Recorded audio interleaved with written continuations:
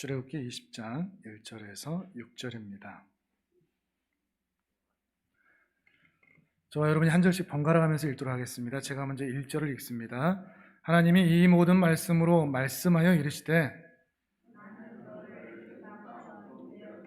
집에서 인도하여내 내 하나님 여호와니라. 너는 나 외에는 다른 신들을 내게 두지 말라.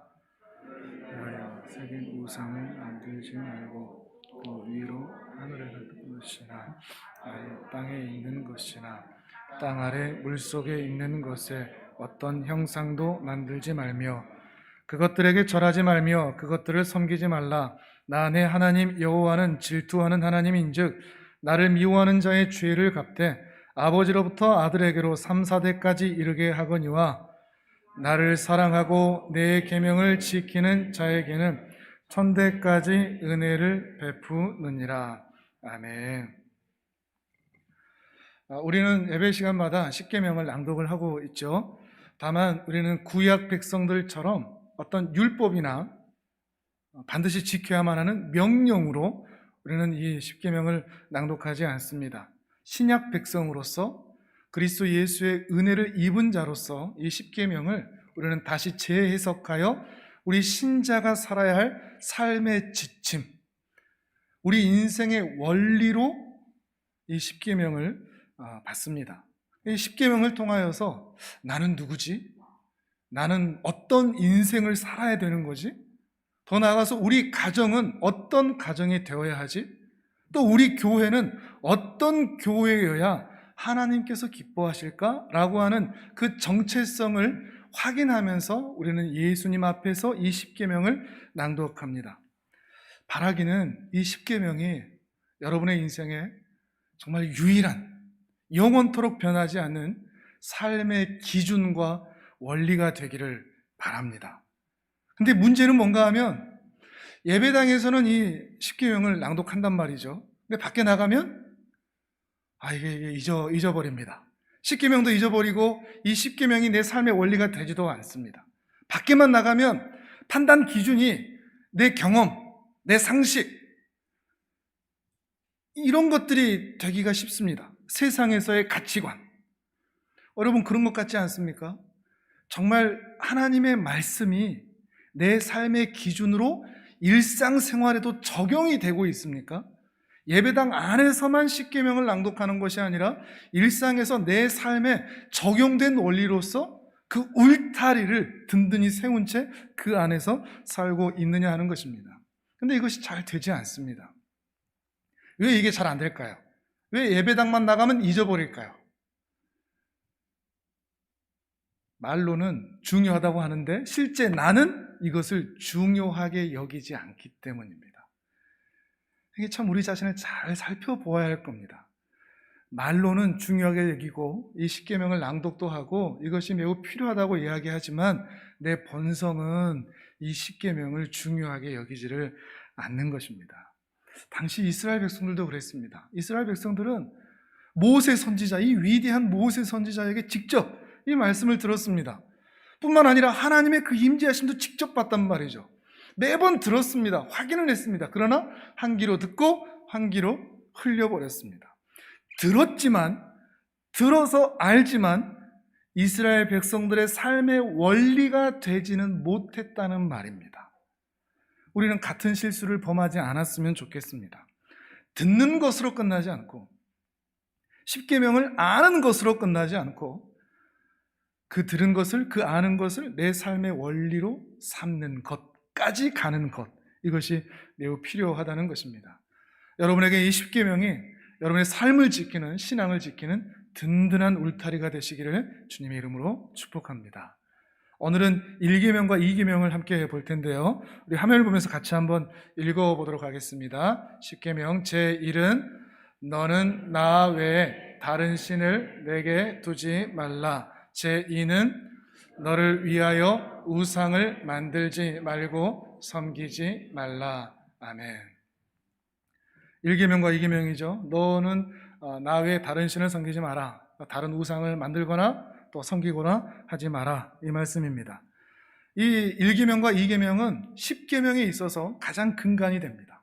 매우 중요합니다. 이것을 건너가고서 3, 4, 5, 6, 7, 10계명까지를 지킬 수 없습니다. 1계명과 2계명이 뼈대가 됩니다. 10계명만이 아니죠. 율법 전체에서, 아니 기독교 신앙 전체에서 1계명과 2계명이 핵심이고 근간입니다. 이거를 넘어가지 못하면 안 됩니다. 근데 바로 이 1계명과 2계명이 세상에서는 타겟이 되죠. 어떤 기독교는 너무 편협하다, 다른 종교를 인정하지 않는다, 독선적이다, 배타적이다, 관용이 없다. 어떻게 나 외에 다른 신들은 인정하지 말고 다른 종교는 인정하지 않는 것인가? 우상을 만들면 왜 안 된다고 얘기하는 것인가? 너무 편협하다. 근데 신자는 뭐라고 대답해야 될까요? 신자도 똑같이 좀 그런가? 이렇게 될까요? 신자는 그렇지 않습니다. 이 1계명과 2계명에 대해서 합당합니다. 1계명과 2계명이 분명합니다. 옳습니다 라고 대답할 수 있어야 됩니다. 왜냐하면 하나님은 이렇게 말씀하실 자격이 있으시기 때문입니다. 동의하십니까? 오늘 본문 2절을 같이 한번 읽어보실까요? 20장 2절 같이 읽습니다. 시작. 나는 너를 애굽 땅 종 되었던 집에서 인도하여 낸 내 하나님 여호와니라. 아멘. 10계명을 말씀하시면서 이렇게 얘기하시는 거죠. 내가 너희를 구원했어. 내가 너희를 살렸어. 너희는 나에 의하여서 구원을 받았어. 그러니까 나는 너에게 이렇게 말할 자격이 있는 거야 라고 말씀하시는 것이죠. 하나님이라는 존재를 어떻게 여기는가 하는 것입니다. 하나님을 다른 신들과 평등하게 같이 보느냐, 같은 선상에서 보느냐, 아니면 하나님을 절대적인 우위에 압도적인 존재로 보느냐 하는 것입니다. 젊은 사람들이 요즘 그런 말 많이 쓰더라고요. 리스펙한다. 하나님은 리스펙할 수밖에 없는, 인정할 수밖에 없는 절대적인 존재, 압도적인 존재이기 때문에 우리는 그 앞에서 경배하고 예배함이 마땅합니다. 하나님께서 나 외에 다른 신 섬기지 마라 그러면 우리는 예 알겠습니다 이렇게 얘기할 수밖에 없습니다. 나 외에 다른 우상을 만들거나 섬기지 마라 그러면 우리는 예라고 대답할 수밖에 없는 압도적인 존재이시기 때문입니다. 우리 마음에 새겨놓았으면 좋겠습니다. 하나님은 온 세상을 창조하신 창조주 하나님이십니다. 동의하십니까? 하나님은 우리를 죄와 사망에서 구원하신 구원자 하나님이십니다. 동의하십니까? 더 나아가서 이 하나님은 선하시고 자비로우시고 은혜가 많으신 우리에게 복 주시기를 기뻐하시는 우리 아버지이십니다. 그러니 이렇게 말씀하실 자격이 있다는 것입니다. 창조주요, 구원자요, 우리 아버지이시기 때문이죠. 그러니 1계명과 2계명은 하나님께서 다른 종교하고 경쟁하고자 하시는 게 아닙니다. 다른 우상들에게 질투하셔서 편협한 마음으로 삐져서 하는 이야기가 결코 아니라는 것입니다. 이 자격으로 말씀하시는 겁니다. 창조주로서, 구원자로서, 아버지로서 우리에게 그 자격을 갖추어 말씀하시는 계명이라 하는 것입니다. 우리는 그 앞에서 인정할 수밖에 없는 것이죠.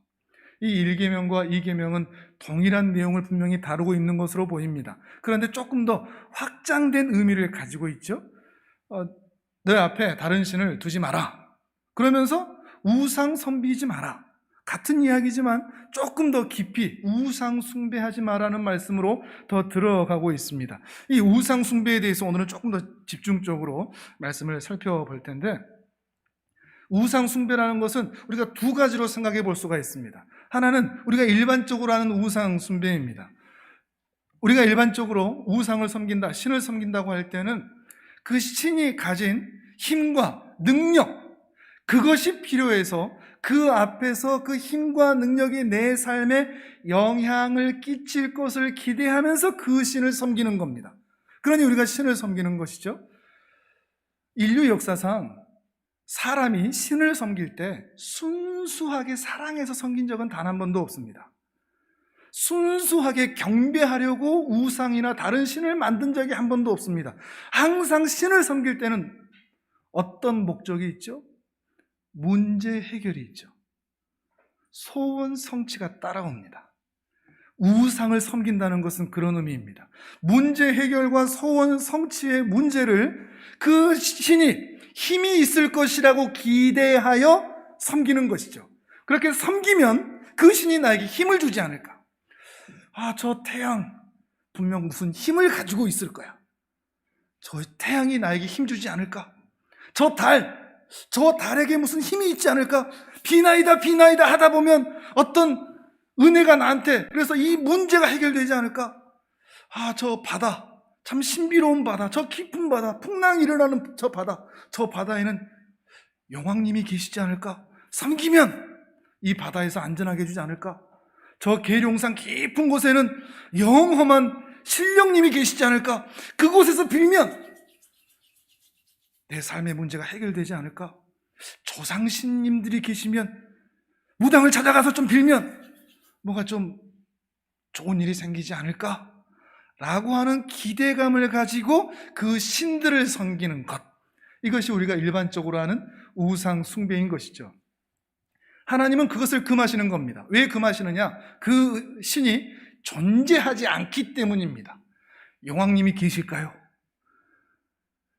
해가 우리의 소원을 들어줄까요? 달이 그럴까요? 계룡산 깊은 곳에 들어가면, 무등산 깊은 곳에 들어가면 산신령님이 계실까요? 조상신이 우리를 도와줄 수 있을까요? 허망한 것에 마음 빼앗기지 말라는 것을 주께서 말씀하신 것이죠. 근데 우상 숭배가 이것만 있지 않습니다. 더 중요한 게 있습니다. 하나님께서 우상 숭배하지 마라 라고 말씀하신 의도는 단지 거짓 신을 섬기는 것으로 끝나지 않고 우리 하나님을 섬긴다고 하면서 이 하나님을 우상 대하듯 하지 마라, 이런 의미입니다. 그러니까 하나님을 섬긴다고 하면서 하나님의 힘과 능력이 나를 좀 도와줄 수 있지 않을까라는 기대감을 가지고 신의 힘과 능력이 필요해서 하나님께 예배하고 기도하고 정성을 들이고 하는 일들로 내 앞에 나와서 나를 그 우상 취급하지 마라 하시는 것입니다. 하나님은 우리를 너무나 잘 아십니다. 그래서 왜 예배하는지, 왜 새벽 기도를 그렇게 안 빠지고 하는지, 왜 철야 기도를 하는지, 왜 금식까지 하는지 그 이유를 너무나 잘 아십니다. 왜 헌금을 하는지, 왜 봉사를 하는지 그 내면의 이유를 너무나 잘 아십니다. 겉으로는 예배 잘 드린 것 같고 기도하는 것 같지만 우리 안에 시커먼 속내, 하나님을 신으로 힘과 능력을 가진 존재로만 대하고 그 앞에 나오는 그 시커먼 속내를 너무나 잘 아신다는 것이죠. 그래서 그런 의도로는 내게 나오지 마, 이런 말씀입니다. 그런 우상 취급하듯이 나를 그렇게 대하지 말아줘. 그럼 어떻게 대해달라는 걸까요? 인격과 인격으로 내 안식에 들어와서 나와 친밀한 교제를 누리자. 나와 사랑하자. 나와 사귐을 가지자. 마음과 마음이 통하는, 너희 마음과 내 마음이 통하고 너희 심령과 내 심령이 통하는, 함께 기뻐하고 즐거워하는 그런 교제를 나누기 위해서 내 앞에 나와줘. 이것이 우리 주님의 의도라는 것이며 오늘 말씀의, 오늘 계명의 핵심적인 내용이라 하는 것입니다. 자, 여기까지 들으시고 여러분은 하나님을 어떻게 대하고 계시는 것 같습니까? 말하기도 좀 조심스럽습니다. 정말 저는 하나님을 너무나 사랑해요, 하나님이 없으면 안 돼요 라고 이야기하실 분도 있겠지만 마음 한편에 보면 어느 순간 내 마음에 찾아온 하나님이 좀 이것도 좀 해주시고 저것도 좀 해주시고 돈 문제도 좀 해결해 주시고 자식들 결혼, 직장, 사업 좀 잘 되게 해주시고 시험 보면 단번에 좀 딱 붙게 해주시고, 우리 마음에 이런 마음 사실 있지 않습니까? 신앙생활을 하는, 그 종교적인 행위를 하는 목적 안에 문제 해결과 소원 성취라고 하는 우상들에게 행하는 그 목적과 이유들이 동일하게 있는 것을 우리는 발견하게 된다는 것입니다. 물론 그렇다고 해서 하나님께 우리의 어려운 문제를 아뢰지 말라는 말은 결코 아닙니다.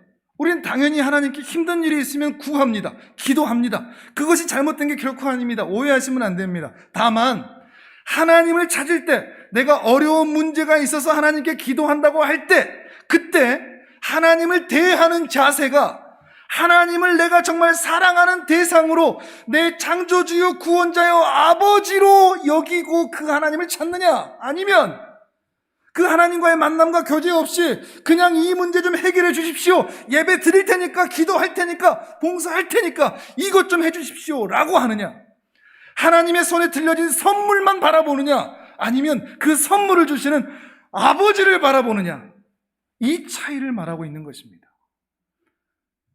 우리는 하나님께 얼마든지 요청할 수 있습니다. 도움을 구할 수 있습니다. 그러나 우리는 아버지에게 요청하는 것이지 그저 신에게 요청하는 것이 결코 아니라 하는 것입니다.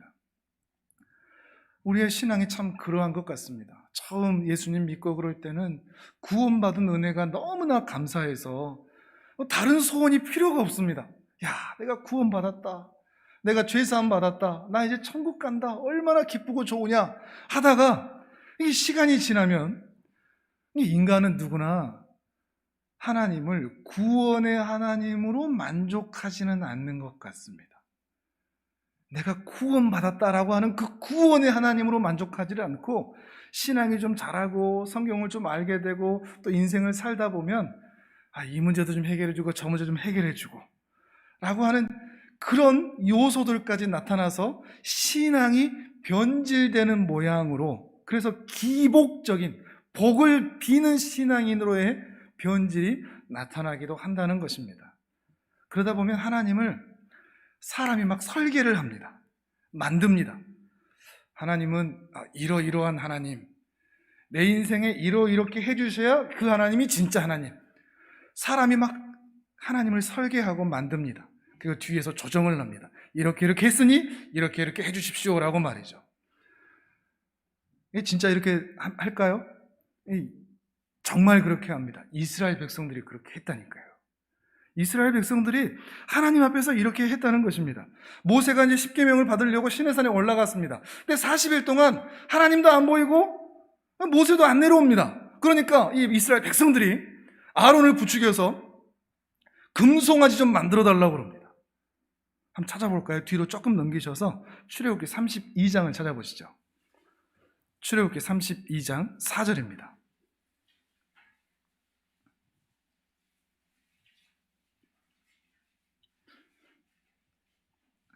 32장 4절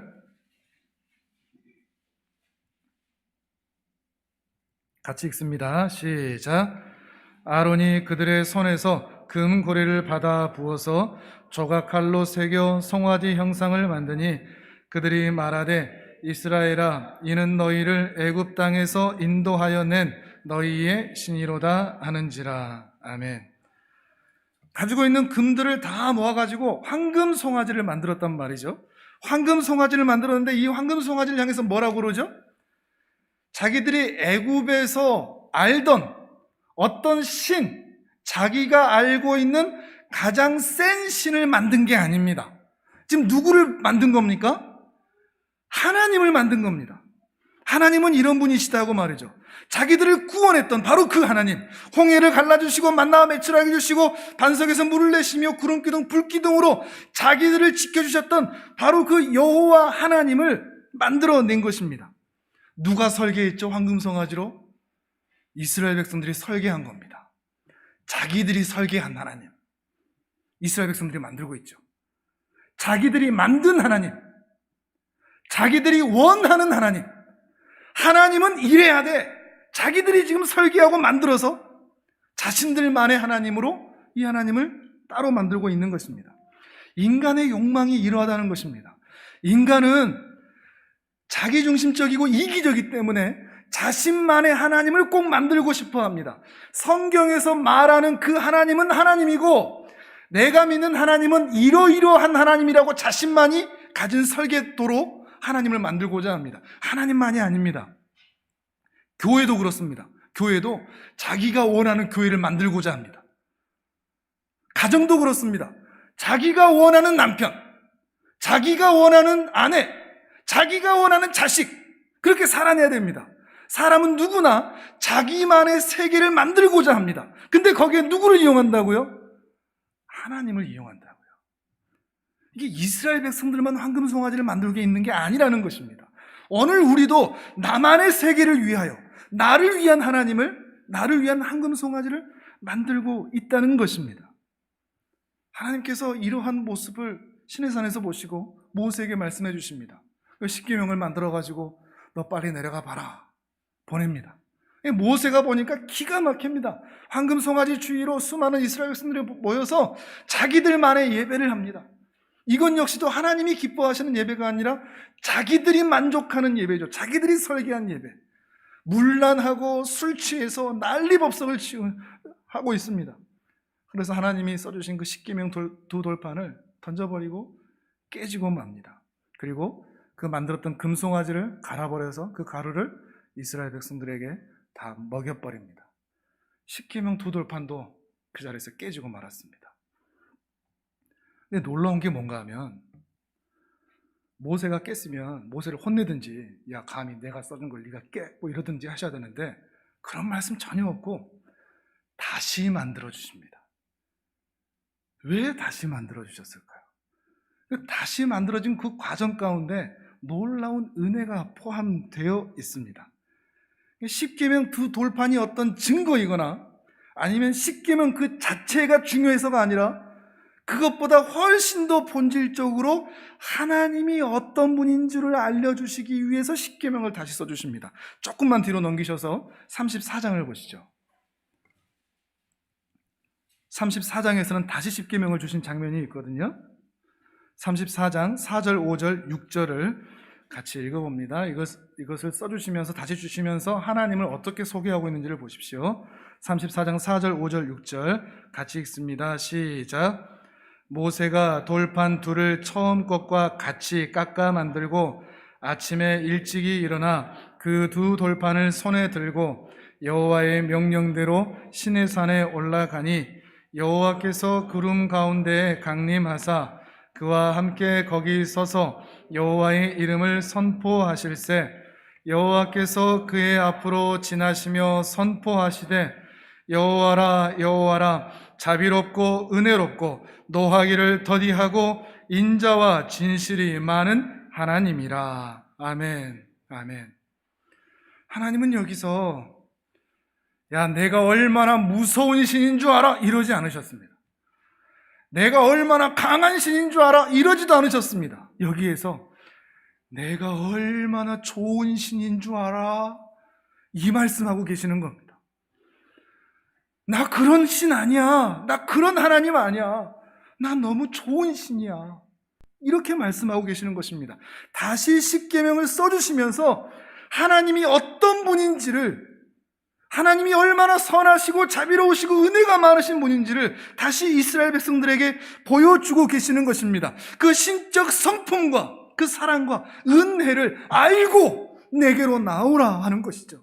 나를 어떤 강한 신으로, 능력을 주는 신으로, 문제를 해결해 주는 신으로 알고 내 앞에 우상들처럼 찾아오지 말고 내가 얼마나 자비롭고 은혜롭고 사랑이 많은 신인 줄을 알고 내게로 나와 내 안식 가운데 은혜와 사랑과 기쁨을 함께 나누자.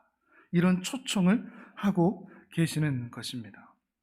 근데 참 안타까운 것, 역사 이래로 이스라엘 백성들과 하나님이 이렇게 물리적인 공간에 같이 있었던 적이 없었거든요. 아담이 범죄한 이후로. 그렇지 않습니까? 시내산에 지금 하나님이 임재해 계시고 바로 그 앞에 이스라엘 백성들이 모여있단 말이죠. 하나님과 이스라엘 백성들의 사이가 지금 굉장히 가깝습니다. 그 어느 때보다도. 근데 여전히 그 간격은 너무 멉니다. 근데 이게 우리가 그럴 수도 있습니다. 이 예배의 자리는 하나님을 가장 가깝게 만날 수 있는 은혜의 자리입니다. 근데 만약에 우리 안에 하나님을 우상으로 대하는 마음이 있다면 이 자리는 하나님과 가장 가까운 자리가 아니라 가장 먼 자리가 될 수도 있습니다. 하나님 앞에 있는데 그 하나님을 바라보지 못하고 있기 때문이죠. 하나님은 우리를 가까이 하기 원하십니다. 이 예배의 자리를 통해서 하나님이 우리와 더욱 가까워지기를 원하십니다. 그래서 우리에게 예배를 원하시는 것입니다. 찬양함을 원하시는 것입니다. 함께 교제하기를 원하시는 것이죠. 이것이 우리 하나님의 소원입니다. 요한복음 17장 3절 말씀 같이 한번 보실까요? 화면을 보시면서 같이 읽겠습니다. 시작.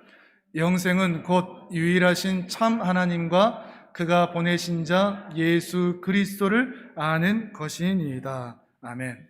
이미 이 말씀은 여러 번 말씀을 드린 적이 있죠. 영생은 뭐라고요? 하나님과 그가 보낸 자 그리스도, 성부 하나님과 성자 하나님을 아는 것이라 했습니다. 근데 여기서 아는 것은 지식과 정보를 아는 것이 아니라고 그랬죠. 깊은 인격적 교제를 통하여 아는 것을 말합니다. 성부 하나님과 성자 하나님과 성령 하나님과 깊은 인격적 교제를 나누는 것, 그리고 이것이 바로 신앙생활이라 했습니다. 우리가 신앙생활 한다는 것은 하나님과 교제하는 겁니다. 하나님 만나는 겁니다. 근데 우리가 이 부분에 굉장히 취약한데, 신앙생활 한다고 할 때 우리는 자꾸만 뭔가 예배를 드린다는 것, 행동하는 것, 말씀을 읽는 것, 기도를 하는 것, 찬양을 하는 것, 봉사를 하는 것, 이런 행위에 집중하는 일들이 많습니다. 근데 신앙생활은 뭐라고요? 하나님과 친밀하냐 하는 것입니다. 뭘 행동하느냐, 행하느냐가 아니라 하나님과 친하냐 하는 것입니다. 근데 우리는 자꾸만 신앙생활 한다는 것을 이렇게 뭔가의 행위로 하는 것으로 우리는 깊이 생각을 한다는 말이죠. 예를 들어서 구약 성도들과 신약 성도들이 있으면, 신약 성도들은 구약 성도들보다 훨씬 더 많은 지식과 정보를 가지고 있습니다. 그렇죠? 우리는 성경이, 완성된 성경이 이미 우리 손 안에 있습니다. 훨씬 더 많은 정보를 가지고 있죠. 구약 성도들은 구약 성경만 있었을 뿐, 또 부족한 계시로만 있었을 뿐, 하나님을 온전히 알 수가 없었습니다. 더 나아가서 예수 그리스도를 경험하지 못했습니다. 그냥 약속으로만 메시아가 온단다, 여자의 후손을 통해서 뱀의 후손을 무찌르신단다, 이 정도로만 알고 있었을 뿐이지, 그 하나님의 은혜가 무엇인지, 우리에게 은혜를 주셔서 우리에게 찾아오신다는 것이 무엇인지, 예수 그리스도에 대한 정보가 없었습니다. 그런데 우리 신약 성도들이 구약 성도들보다 더 신앙이 좋다고 말할 수 있을까요? 훨씬 더 많은 정보와 지식을 가지고 있는, 예수 그리스도의 은혜를 직접 경험한 우리 신약 성도들이 그 지식과 정보가 곧 믿음이라면 구약 성도들보다 훨씬 더 큰 믿음을 가지고 있어야 될 것인데, 과연 우리가 그렇다고 대답할 수 있을까요? 왜냐하면 신앙이라는 것은 어느 시대에든 어떤 환경에서든 지식이나 정보의 양이 아니기 때문입니다. 하나님과 친밀한 교제, 이것이 바로 신앙이기 때문입니다. 예를 들어서 우리가 이제 성도님들을 만나고 그러면 우리 이런 질문들을 하고는 하죠. 이번 한 주 신앙생활 어떻게 하셨습니까?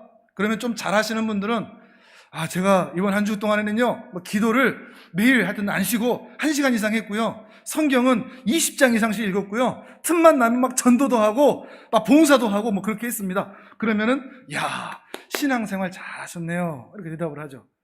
그렇죠?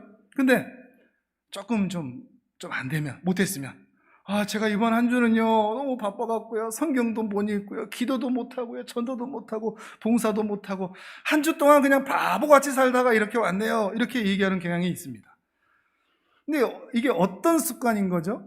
신앙생활 한다는 것을 이런 행위로 초점을 맞추고 있기 때문이라는 것입니다.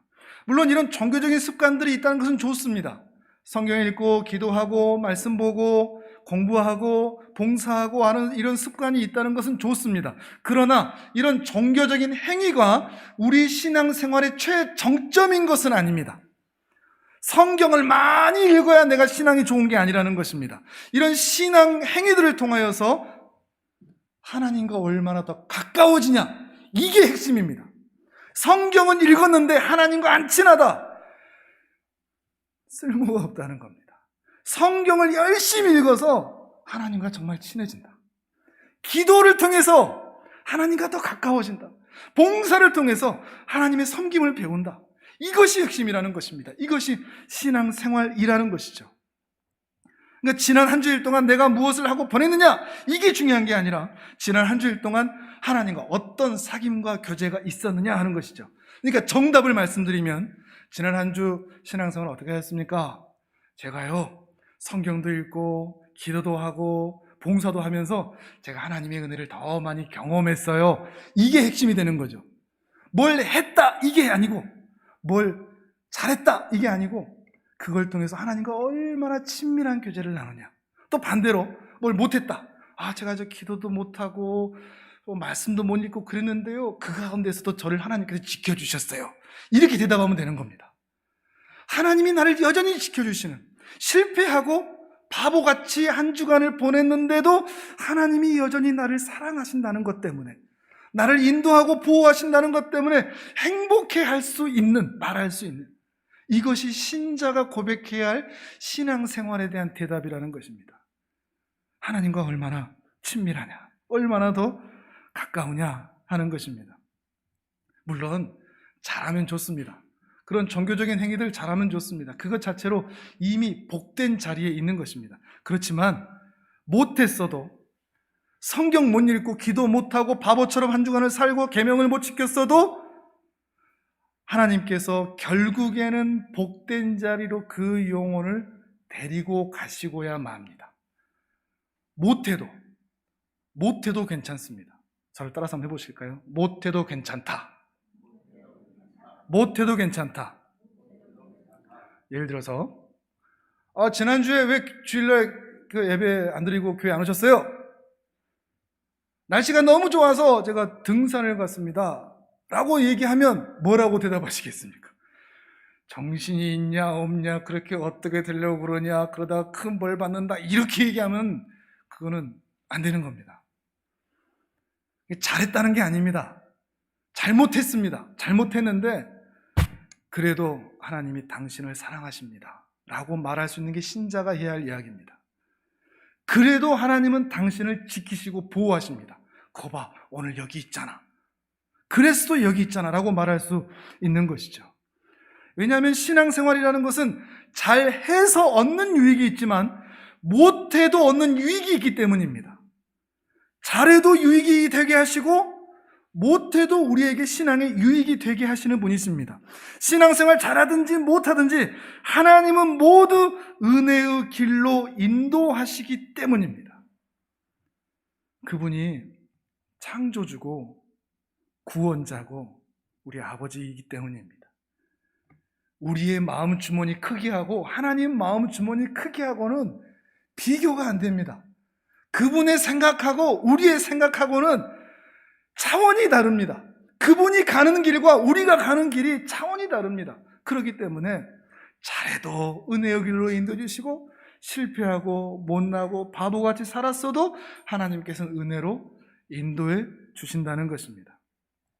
근데 이렇게 말하면 꼭 도망갈 개구멍을 만들죠. 그러면 주일날 가끔 등산 한번 가도 괜찮겠네, 한번 빼먹어도 괜찮겠네, 봉사 안 하고 헌금 안 하고 헌신 안 하고 예배 좀 빼먹어도 괜찮겠네. 하나님의 선한 성품을 이용해 먹으라는 말이 아닙니다. 그렇게 이용해 먹으시면 안 됩니다. 그렇게 이용해 먹는다는 것 자체가 이미 그 안에 하나님을 우상 취급하고 있다는 증거일 수밖에 없습니다. 기억하십시오. 하나님은 하나님이십니다. 절대 그 아버지 노릇을 우리에게서 포기하지 않으십니다. 하나님은 하나님 되심을 절대 우리의 삶에서 내려놓지를 않으십니다. 말씀 한번 또 찾아볼까요? 로마서 11장입니다. 하나님이 어떤 분이신지 이 하나님을 제대로 이해하기만 하면 우리는 우상 찾아갈 필요가 없습니다. 로마서 11장 33절에서 36절입니다. 신약 성경 256페이지쯤에 있습니다.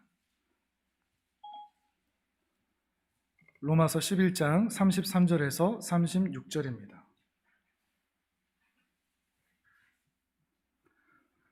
같이 읽습니다. 시작.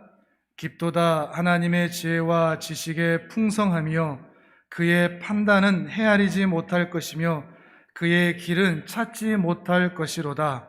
누가 주의 마음을 알았느냐? 누가 그의 모사가 되었느냐? 누가 주께 먼저 드려서 갚으심을 받겠느냐? 이는 만물이 주에게서 나오고 주로 말미암고 주에게로 돌아감이라. 그에게 영광이 세세에 있을지어다. 아멘. 하나님의 하나님 되심을 이해한다는 것이 매우 중요합니다. 우리는 변함없이 그냥 우리일 뿐입니다. 가끔, 아주 가끔 그냥 좀 잘할 때 있지만 대부분 우리는 바보 같습니다. 못할 때가 더 많습니다. 그러나 하나님은 여전히 창조주요 구원자의 우리 아버지이십니다. 그러니 우리에게 소망이 있습니다. 이걸 알면 우리 우상 찾아갈 필요 없습니다. 무당 찾아갈 필요 없습니다. 내가 실수하고 실패해도 하나님이 나를 은혜의 자리로 반드시 데려가고 말 건데, 내가 왜 내 삶이 불안해서 두려워서 비나이다 이러고 있겠습니까?